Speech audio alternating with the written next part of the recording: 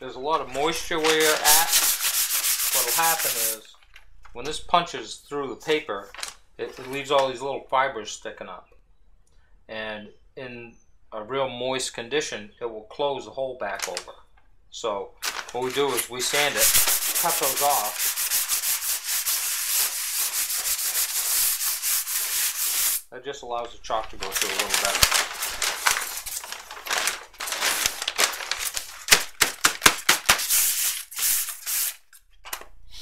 Okay, let's see how it fits on the piece of wood. So I have some redwood here, and you can see I'm using my new turntable. And all I'm going to do is, the first thing you want to do when you have something that you want to hand carve is paint white, or some light color if you have gray kicking around, or whatever the blue ink is, blue chalk is going to show up on. It'll show up really nice on this. Doesn't have to be super thick, doesn't have to be super clean. It's going to be all carved off anyway. And as you're doing this, pay attention to one of these edges. I think it's this one over here. It has a chip in it. One of these edges has a chip. This one right here. So when I go to cut this out, set my pattern on, I want to make sure that this is not going to be part of, it's going to be cut away or carved away. And I'll probably have to glue it together. I got some epoxy for that. I'll take you through step by step anyway. That's how we learn. This is not meant to be real smooth, and after I cut it out, then I'll paint the other side. Okay. And that's where we'll end it.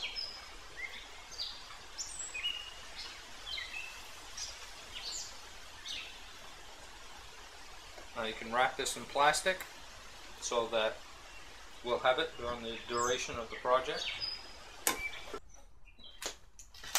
Okay, so one of the things we want to do is set the pattern on the board. Now, if you remember right, I told you I had a chip in this.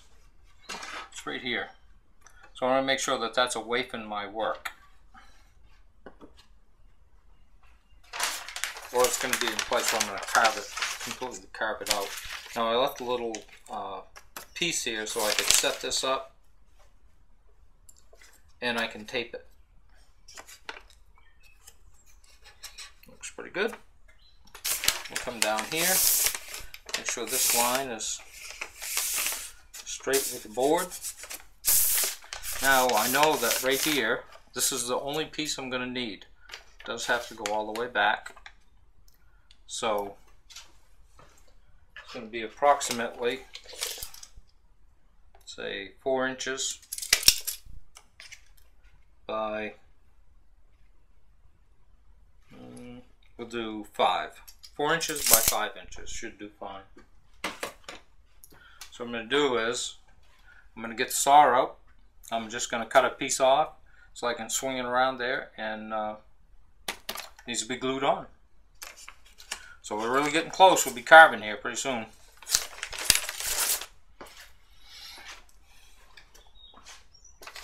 Now something I wanted to mention was I made this 5 inches. I'm going to use this corner. This is the chip. I think I can use it, and it's not going to bother. Although I am going to probably use this factory edge to glue onto this piece, which means this is going to be out here somewhere. So I think it's going to be okay. Now, I have everything on here. This is where we're going to cut it to carve the feather. Then we're going to add another piece in. But I need to make sure that I left enough to make that piece. So always, always double check. Measure twice, cut once. So right here is where the end of the bracket is going to be. So we have all kinds of room there. We're good. Now I have a choice in placing this. This is the factory edge. Put it here. That chip will be buried back here. or I can just flip it over and it will be outside the area of the feather, and as I carve the feather it's just going to disappear anyway. So I think I'm going to choose this. And before I glue anything together, since I have another bigger piece, I'm going to make sure that that fits, and it should be really good. I mean, we didn't need that big a piece.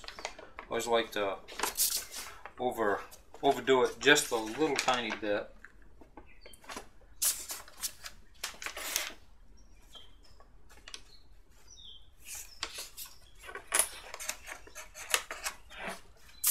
These edges are just a little bit round.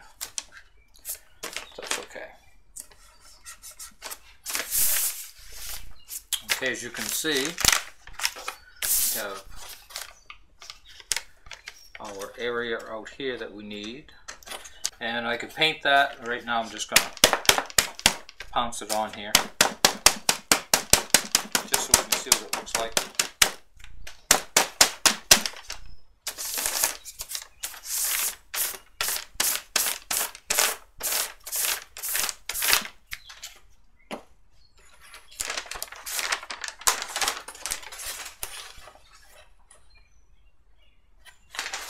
Yeah, it's hard to see, but the feather actually comes right across here, up, like so, and then right down through here. So, that's going to work perfect. We'll get the glue out, and what I'm using today is a DevCon epoxy, and 2-part. Really important, I think, to use a 2-part. It's clear, and I don't think you have to clamp it, but I'm going to clamp it anyway. Okay, so here we are. We let this dry, and we'll see how this came out.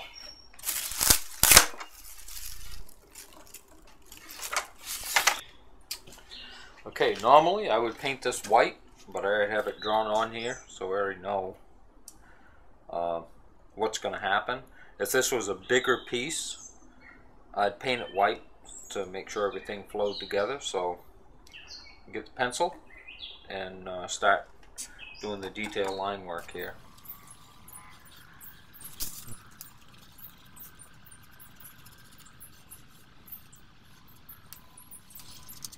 Pretty accurate, but the saw is going to change a lot of this anyway.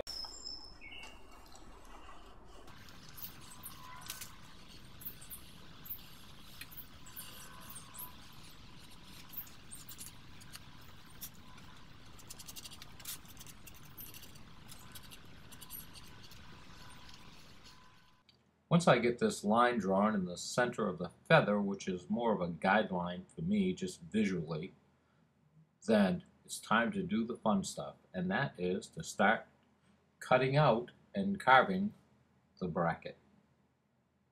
So let's get started. One of the beauties of carving is you do not need a lot of tools. This is my complete kit right here. So you can make some beautiful projects with very few tools.